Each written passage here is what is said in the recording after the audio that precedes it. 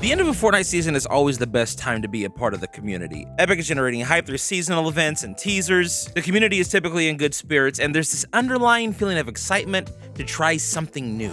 I know that in my last video I said a lot of you would probably quit if Fortnite Season 3 does not give the BR the attention that it deserves, but I'm hoping that I'm wrong. What if I am wrong? What if Fortnite Chapter 5 breaks the curse of Season 3's being the weakest of a chapter? If it is going to happen, there are some things that are definitely going to need to change moving into next season, but also some things that should actually stay the same. I have a few suggestions on things that Epic should do to make Season 3 more fun, but the last one is by far the most important because it's the reason why Chapter 5 as a whole has felt so stale for so many members of the community. But before we get into that, we need to talk about something that Season 2 actually did really well that definitely needs to be carried over into Season 3.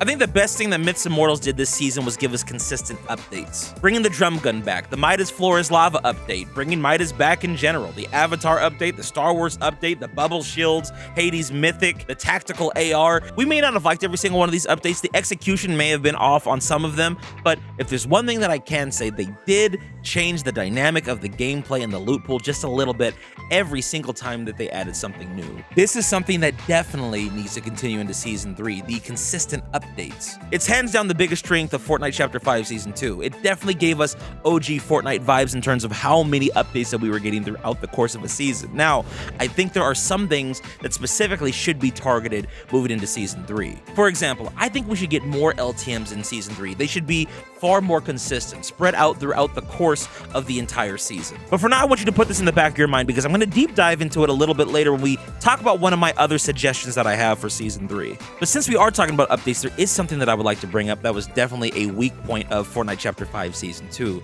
which was the consistency of the season's theme. Outside of a handful of updates, there really wasn't much that was added to make it feel more like a Greek-themed season. And also, I want to make this clear, I think Epic did a really good job at establishing the theme, giving us 2 new biomes that added to the overall feel and vibe of what they were trying to go for with Greek mythology. However, the further we got into the season, the further we just seemed to get away from that overall theme. It didn't really feel like a Greek-themed season the more we progressed into it. Part of the reason is because the 2 new biomes that we got were on opposite corners of the island, so if you didn't land there, there wasn't much of that theme being carried out throughout the entire Fortnite map. Looking at the leaks and teasers for Fortnite Season 2, it looks like there might be more of an emphasis on the season's theme throughout the course of the map.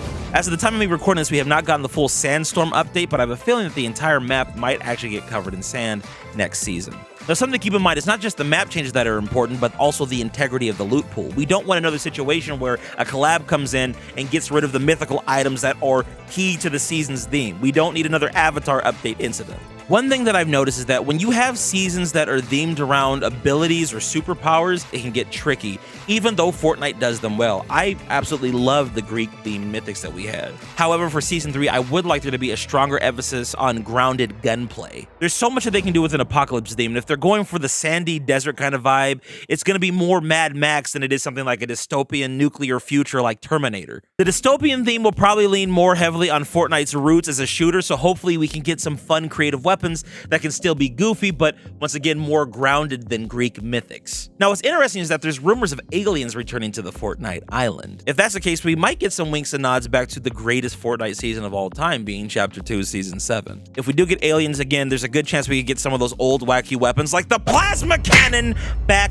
Best gun in Fortnite ever. I will die on this hill. You cannot change my mind. But also some other weapons like the rail gun and the ray gun. Things that are still goofy, but they feel a little bit more grounded than Zeus's lightning bolt. Something else I think is going to be very important to consider for next season is tying the loot pool to a new core mechanic or feature. There needs to be something exciting added to the core gameplay, and hopefully it's more than just a refresh on medallions. I like the medallion system, but the downside is that currently only a maximum of 4 players can use them per round. It'd be nice to have a feature or a mechanic that everyone can use over the course of the entire round. Something that'll make the gameplay a little bit more chaotic or a little bit more dynamic. I know this might be a controversial opinion for some people, but I do think that we are severely missing or lacking something by not having augments in the game right now. That was probably the most fun, unique addition to Fortnite that was added in Chapter 4 that I wish was carried over into this chapter. The thing is, if they bring it back, I think they should give people the option to turn it off or mute it. That way, it's not interfering with people's gameplay if they don't want to interact with the augments. I remember there were rounds I played last chapter where I either chose not to activate the augments or I completely forgot that they were there and I still ended up winning rounds. It's not as game-breaking or intrusive as people think, but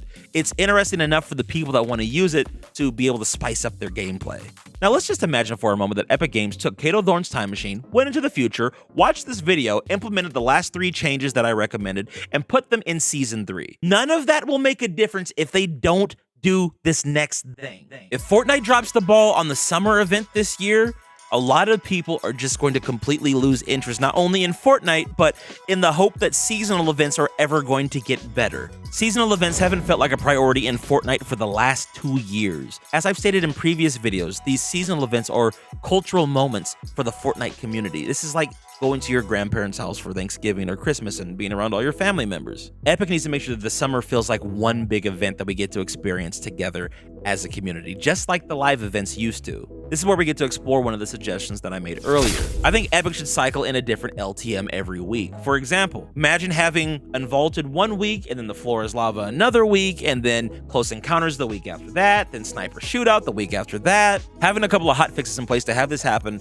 while they're on vacation, and then when they come back, doing a few more over the course of the next few weeks just to continue to give us new LTMs. This would keep people from feeling bored, from the game feeling stagnant, and also just giving us something exciting to look forward to every week. And listen, even though I'm a BR player, I don't think it's Battle Royale that just needs to have interesting changes made either. On top of a different LTM every week, give us bonus XP for creative maps. Give us some cool summer-themed songs for festival. Make some new beach maps for rocket racing. Give LEGO new items that can only be found in sandy biomes. But, once again, most importantly, make BR feel exciting. I think if Epic wants to do something that's really exciting for the community but wouldn't take up a lot of resources, they should unvault a lot of old items and bring a new one back every week. This is similar to what they did in Chapter 2, Season 7. A different item was unvaulted every week. I think they called them Wild Weeks or something like that. We've had a few over the course of Fortnite's history. And once again, if we're leaning on the alien theme season, they can bring in some of the old weapons, and if they want to get really frisky, they can make some new ones too. It doesn't take much to give us a good summer update or make the community happy, and I do understand that all the modes are going to need love. But we need BR to be the focus once again this year. It's still your core game mode that gets the most amount of plays, so please give us something more than just ice cream and spray paint this year. Now, if you thought that last one was important, it pales in comparison to the next one. It honestly took me until Monday of this week to figure this out, and it was by talking with all of you guys on stream that really helped me come to this conclusion. But the biggest issue that Fortnite Chapter 5 is having overall right now is the weapons, and more specifically, bullet drop. Taking away hit scan and having weapons that have bullet drop is one of the worst feelings for Fortnite ever, and I'm starting to understand why people were saying that Fortnite is becoming too complex. It's starting to feel too much like Call of Duty. I disagree with the statement at the start of the chapter, but now I'm starting to feel it the more I play. But listen, I understand that this is something that's not going to get corrected this season, nor is it going to get corrected this chapter. I could live with bullet drop for the rest of Chapter 5 if you change it in Chapter 6, but the thing that really needs to be adjusted or weapon attachments. See, bullet drop is one half of the reason why this season feels bad, but the other half has to do with weapon attachments. It is the core gameplay mechanic for this chapter, just like augments were for Chapter 4. They play such a vital role in terms of how good your weapon feels, how accurate you can be with it.